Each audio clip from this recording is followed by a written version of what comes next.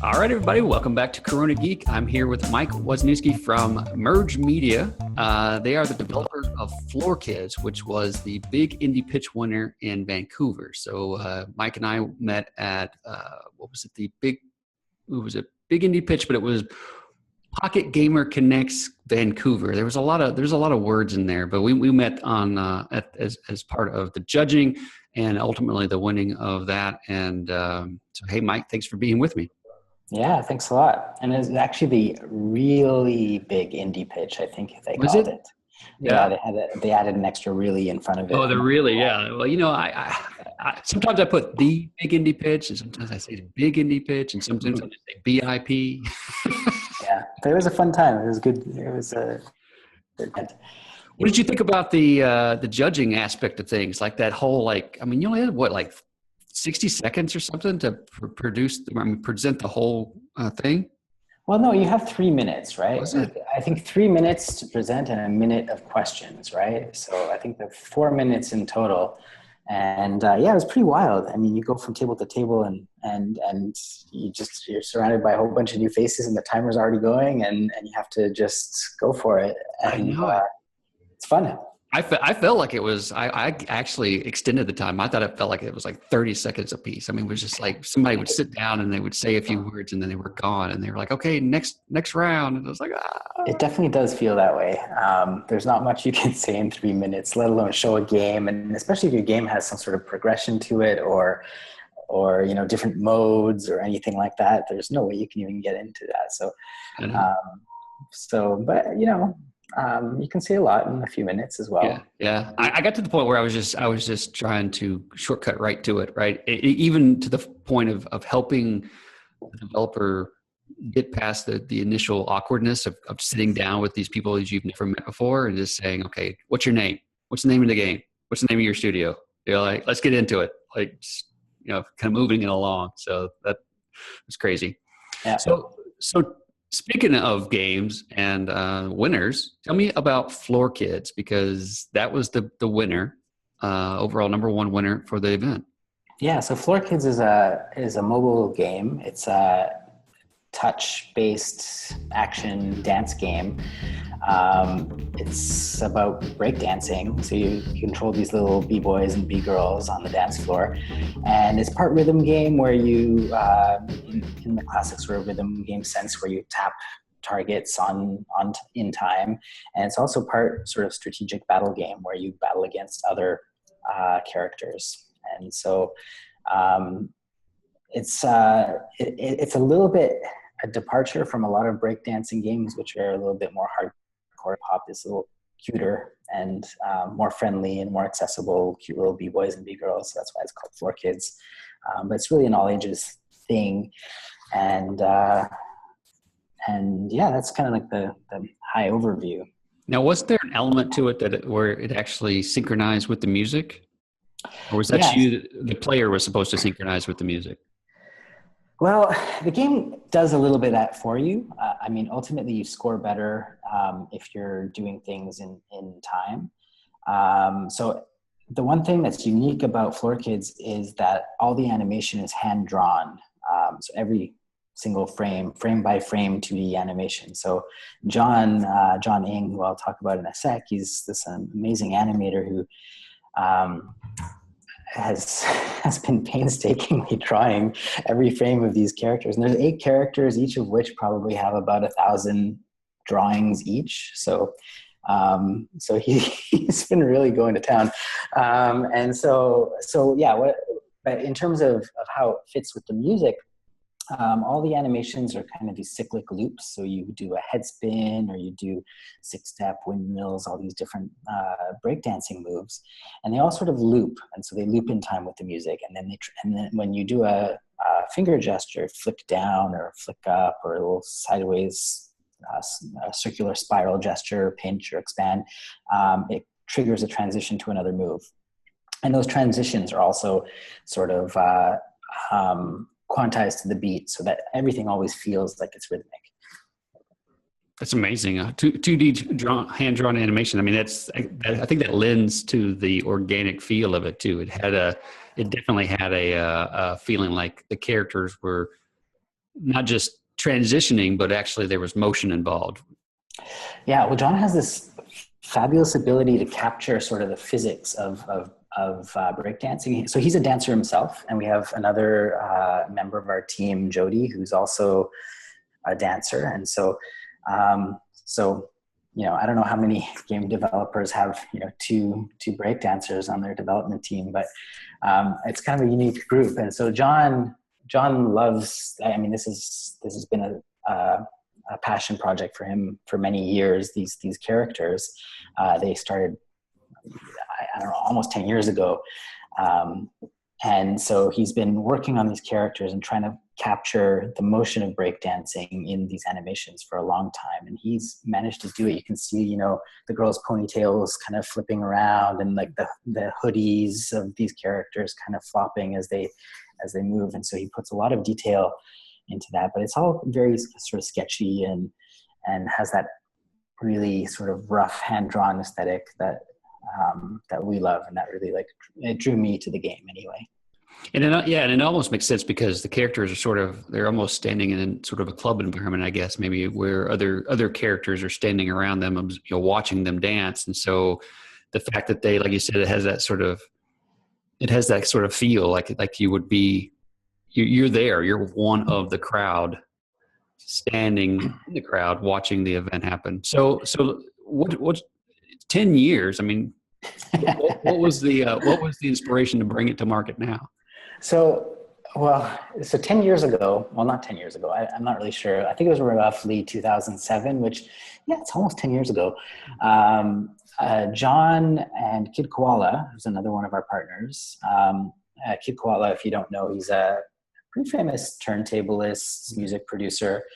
They got together and they made a little short film, an animated short film called Floor Kids, and that's where this whole thing started from. And so they posted it up on YouTube or something like that. There was no real reason for making that other than just for fun.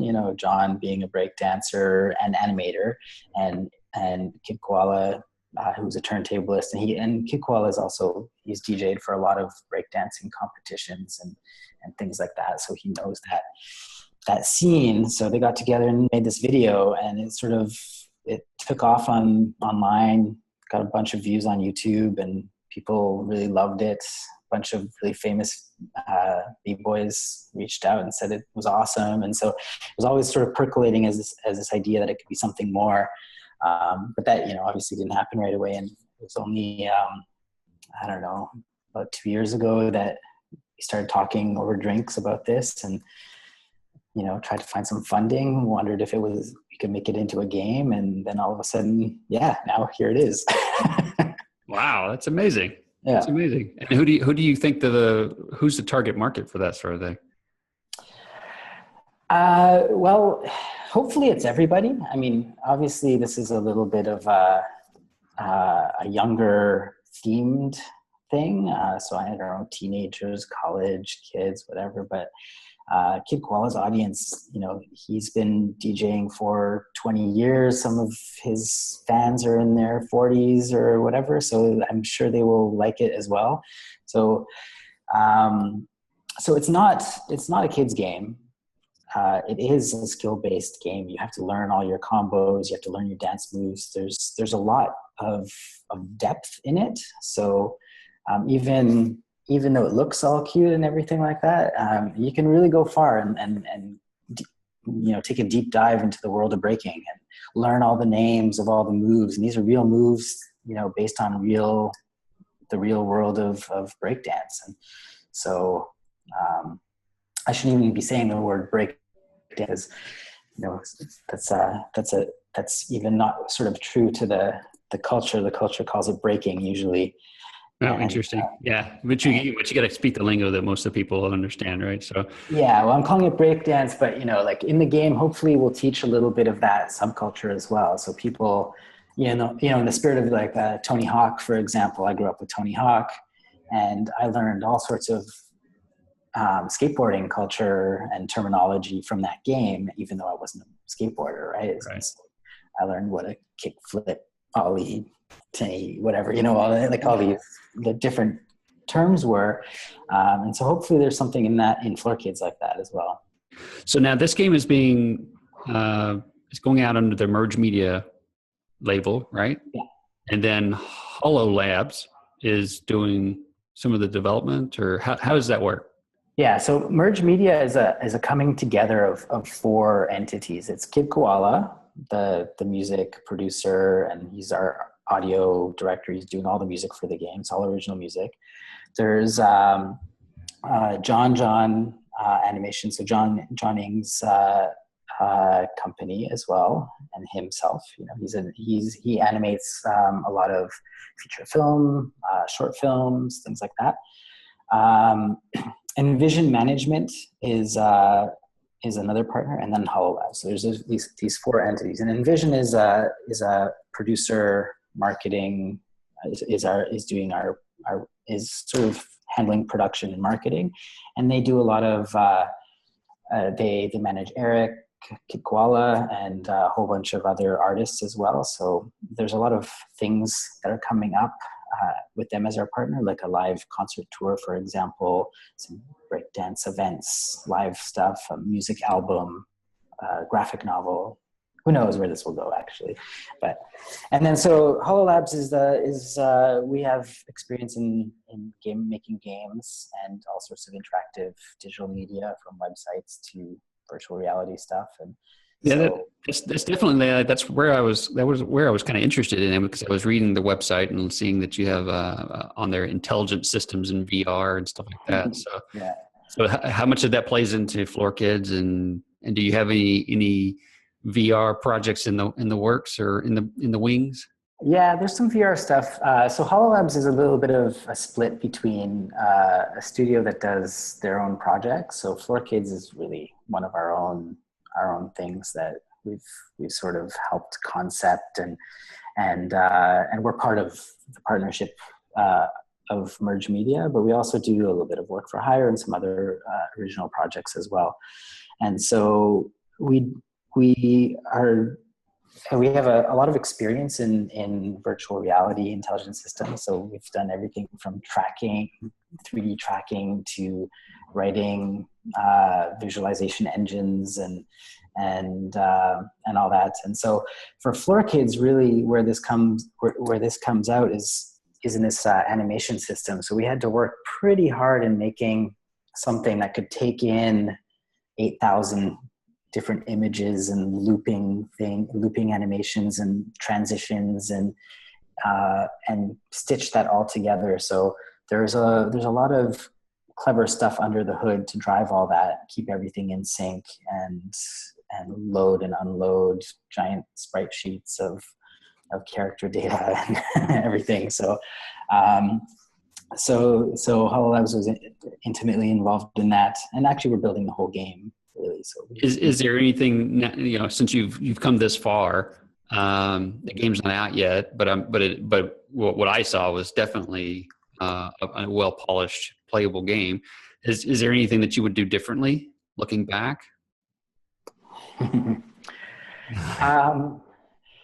I always ask myself if I would, use some different animation tools or anything like that, especially.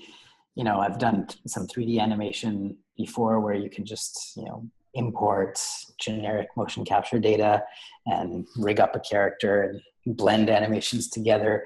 And it's super convenient to do that. I think that the game would have lost a little bit of its charm and style if we had done something like that. I think there's something very unique about sort of the choppiness and the sketchiness of the animation, and yet it sort of flows somehow and it's all synced with the music. So I think there's something super interesting in that. We also did take, I'm talking about 2D animation a lot. It's not really a 2D game. There's a lot of 2D animation in it, but the scenes, the environments that you go and dance in are all 3D environments. So I think I would have done a lot of that more up front. And actually, I think the embedding of these 2D sprites in the 3D world really worked really well. And I'd like to take that further and really sort of give them give these environments more richness and more animation and stuff like that. We haven't gotten there yet. Maybe that'll transpire by the time the game's launched. But we have a bunch of different environments like street corners, underground, the metro underground, a grocery store, art gallery, like you said, the club environment. So there's all these different environments which you'll see pretty soon when the game is launched. And the music itself, I mean, is that something that you guys have produced your own music for the game? Yeah, so the music is all original music by Kid Koala. And so that was a little bit of an experience as well. We weren't sure how to really present the relationship between animation and music in this product. So at first, we started with the animation and thought that we would create an adaptive audio system so that the audio would sort of adapt to whatever the player was doing. So the player would control these little break dancers, and depending on how well they were doing, the music would continue until they fell, for example, and then the music would stop and it would transition. But then it turned out that players need a little bit of guidance and a little bit of control, and music's actually really good for that. So we sort of transition more to a rhythm game approach, like a Guitar Hero or something like that, or where there are places that are denoted in the music, certain beats, choruses, and everything, where the player should do a certain thing, and they get rewarded by doing things at the right time on those moments. And we even have a rhythm game component to Floor Kids, where you actually, and this is evident right from the start. It's kind of our tutorial in a way. These tap targets and flick targets show up on the screen, and it guides you as to what you're supposed to do. And they show up on beat, and it gets really satisfying to hit these things on beat and learn these choreographies or these routines. So yeah. Oh, so as you were saying that, I was thinking about monetization. I was like, are you going to make this just a straight up premium game, or is this going to be like you can unlock a power hoodie by playing the game? Yeah, we started as a premium product.